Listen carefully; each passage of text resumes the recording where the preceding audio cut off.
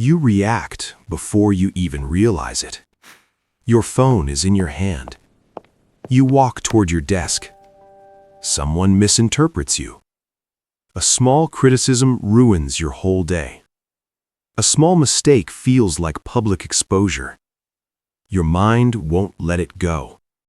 Your thoughts are racing. You get irritated. You feel tired. You feel that pressure again. In your chest. In your stomach. You try to calm down, but something inside you won't settle. You tell yourself it's nothing, that you're fine. You always say that. It's just stress. Just another day. But something feels off. Because you feel it everywhere. In the way your patience disappears without warning. In the way small problems feel strangely overwhelming. Routine convinces you this is just your personality. You wonder why things stay the same, even when you try so hard to be better. Your thoughts race. You worry too much. About what they think. About what could go wrong. About what you might lose. Your mind spirals. Worst-case scenarios. Imagined conflicts. Conversations that haven't even happened yet. Anxiety doesn't announce itself. It just lingers. Quiet. Persistent. You carry it with you. To work. To conversations. Into your family relationships. Into your romantic relationships. Someone says the wrong thing. Something doesn't go as planned. Irritation rises quickly. And suddenly your tone changes. You explode. Or you shut down. Or you become defensive. Later, you feel bad. Then the guilt sets in. Why did I react like that? Why can't I handle things normally? Why does a simple task suddenly feel so overwhelming? Then comes the frustration. On other days, it's different. Heavier. Slower. You wake up tired. Even after sleeping. Getting out of bed feels harder than it should. Talking feels like effort. Smiling feels forced. You move through the day as if you're watching yourself from a distance. You feel empty in rooms full of people. You smile when people expect you to. You respond when they speak to you. But inside, there's distance. A quiet sadness. Not dramatic. Just numb. A feeling of disconnection. From people. From yourself. You feel alone, even when you're not. And that loneliness makes you question yourself. Your worth. Your importance. Your competence. You replay mistakes. Old words. Old choices. You blame yourself for things you couldn't control. You feel guilty for emotions you don't understand. You feel ashamed for not being stronger. At work, you doubt yourself. You hesitate before speaking. You question your ideas. You compare yourself to others. You overthink every decision and downplay your own achievements. You're afraid of being exposed as inadequate, of not being enough. So you protect yourself. You become cautious. You become reserved. You over-explain. Or you say nothing. You wear a mask of logic, of rationality, of I'm fine. You tell yourself emotions are distractions, threats to be managed, that thinking should be enough. But the mask is heavy. Underneath it, you're exhausted from managing reactions. Yours, and everyone else's. You absorb the tension. You avoid conflict. You try to keep everything under control. Conversations grow tense. Slowly, relationships begin to deteriorate.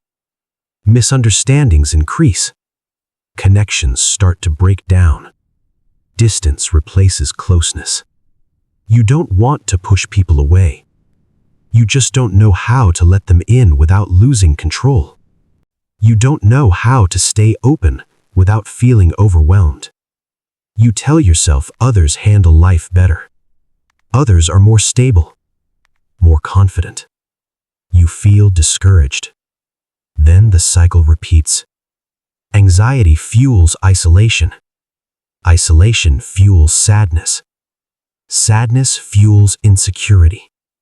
And the more you try to control everything, the less control you feel. But none of this means you're broken, or weak, or incapable, or beyond help. It means you never learned how to deal with what's happening inside you. You don't know how to communicate what you're feeling.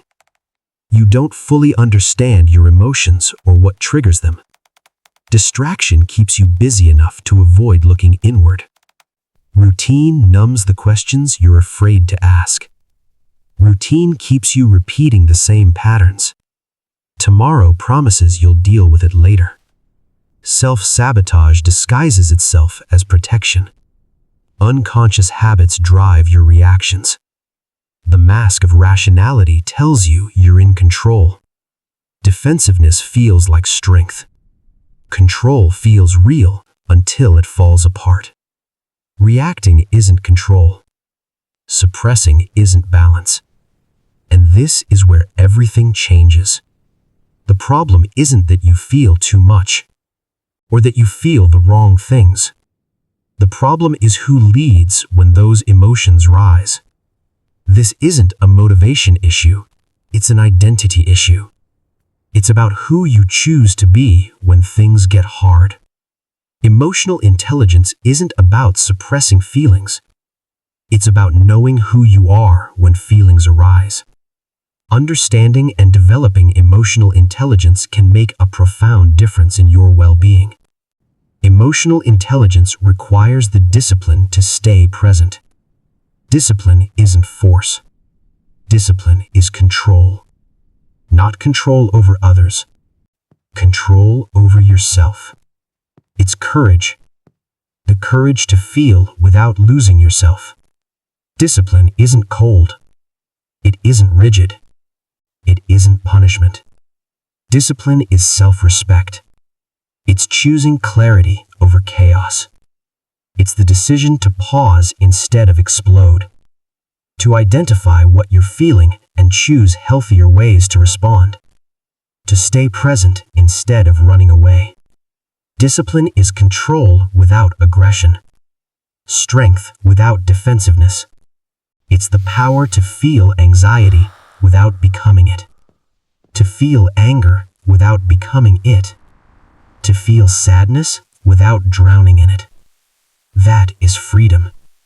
Freedom from being hijacked by every reaction. Freedom from the constant inner war. Because when you learn to sit with discomfort, you stop being ruled by it. When you stop fighting your emotions and start guiding them, something shifts. You stop wearing the mask. You stop pretending you're okay. You stop running from yourself. And something subtle happens. Your confidence isn't loud, but it's steady. Your presence changes. Your relationships shift. Your reactions soften. Not because life gets easier, but because you become more grounded. And the truth is, you already feel it. When you breathe instead of reacting. In those brief moments when you choose restraint over impulse. When you practice emotional self-control. Those moments matter. So the question isn't whether you have emotions. It's whether you'll keep letting them define who you are. When the next wave arrives, the next trigger, the next uncomfortable moment, will you hide behind old patterns? Or will you stay present and choose yourself?